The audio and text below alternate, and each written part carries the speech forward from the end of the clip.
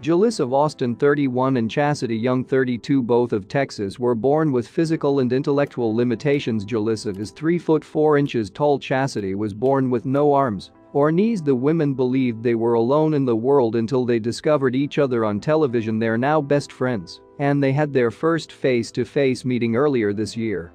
Two remarkable women who are both missing limbs have become closest friends as a result of their shared adversity and perseverance. She's 31 years old and 3 foot 4 inches tall. Julissa Austin was born without arms or knees and has only 7 toes as a result of a congenital condition known as tetraamelia syndrome. Chastity Young, age 32, of Dallas, was born with a rare congenital disease that's left her without hands and with extremely short legs as a result of her birth. Following the publication of their respective experiences in the media, they have subsequently become closest friends as a result of their extremely unique parallels, with their friendship becoming stronger with each passing day. They finally met in person for the first time, with Chastity traveling across state lines to see Julissa for the first time. It was the first time either of them had met anybody who was similar to themselves, and the emotional moment of their encounter was documented on film. The following is what Chastity had to say. "I saw Julius's tail and it made me cry. I was thinking to myself, I can't be the only person on the face of the planet who doesn't have arms. What happened to them?"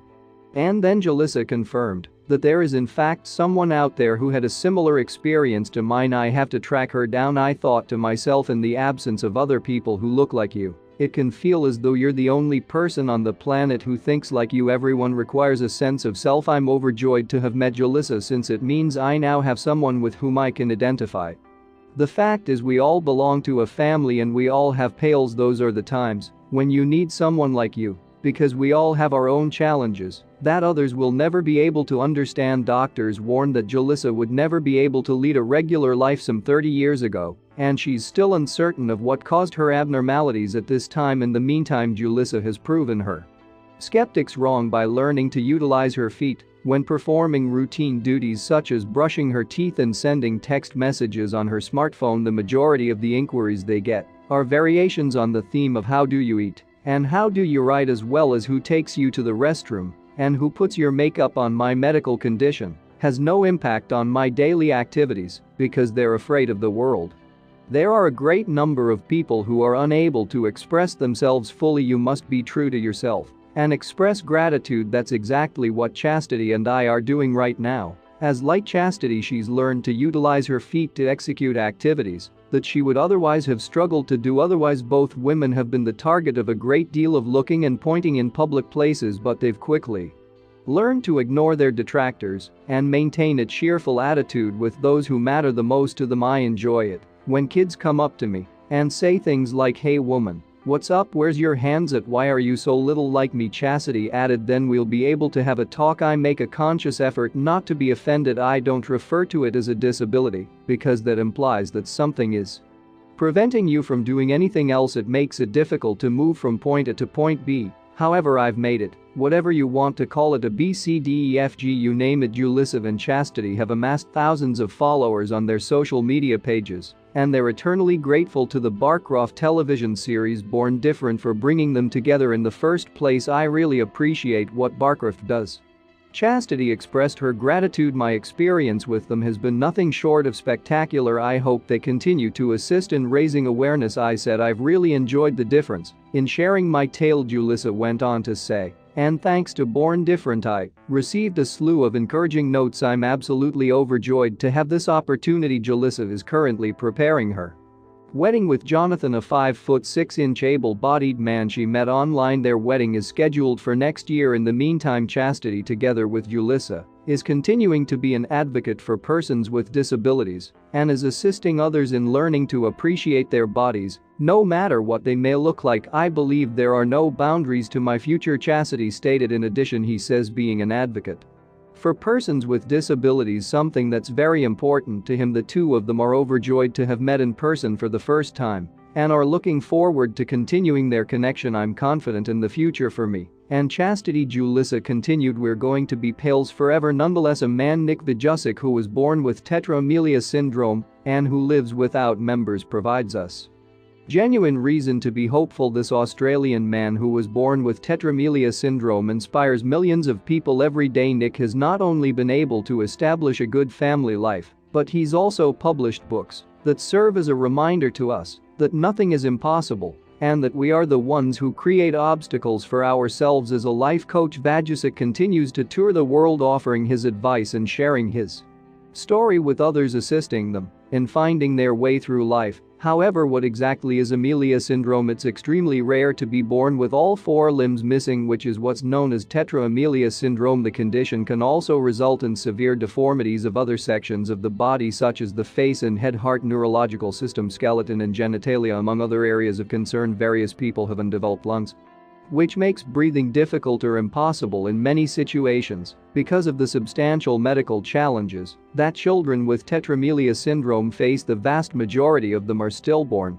or die shortly after birth within a single family. The disorder has been linked to a mutation in the WNT3 gene, and it appears to be inherited in an autosomal recessive manner. Treatment for those who survive is dependent on the prevalence and severity of the associated symptoms, and it may necessitate the collaboration of a multidisciplinary team of specialists. In order to be effective, this table contains a list of symptoms that persons who have this disease may experience. These symptoms of the majority of ailments will differ from individual to individual. People suffering from the same condition may not exhibit all the symptoms listed. A database known as the Human Phenotype Ontology (PO) contains the data that was used to compile this report. It's the responsibility of the PO to gather information on symptoms that have been reported in medical resources. Diagnosis: it's possible to make a clinical diagnosis of tetramelia syndrome based on observable features, and this is usually done during a regular prenatal ultrasound. Despite the fact that the WNT3 gene has been linked to tetramelia syndrome, the mutation detection frequency remains unknown due to the small number of families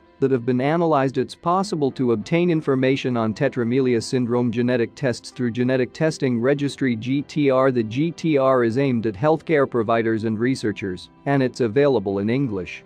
Patients and consumers who have particular questions regarding a genetic test should speak with their healthcare practitioner or a genetics professional. For assistance for medical advice, you can seek it from doctors or other healthcare professionals who have dealt with this ailment in their previous roles. Advocacy organizations, clinical studies and publications published in medical journals are all good places to start.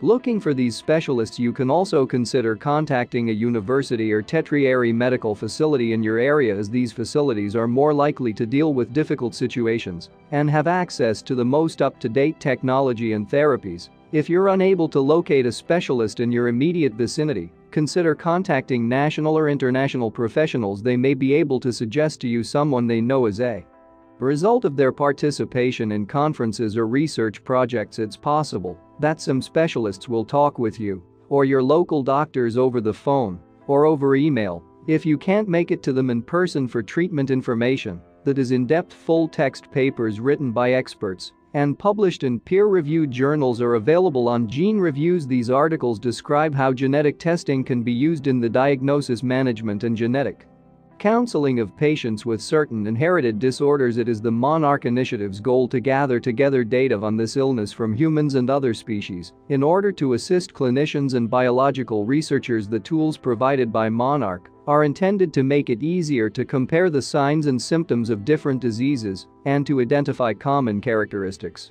There are various academic institutions throughout the world participating in this program, which is financed by the National Institutes of Health. The online Mendelian Inheritances in Man-Omum database has a comprehensive listing of human genes and genetic diseases. Several related medical articles are summarized in each item. It's intended for use by healthcare professionals and scientists.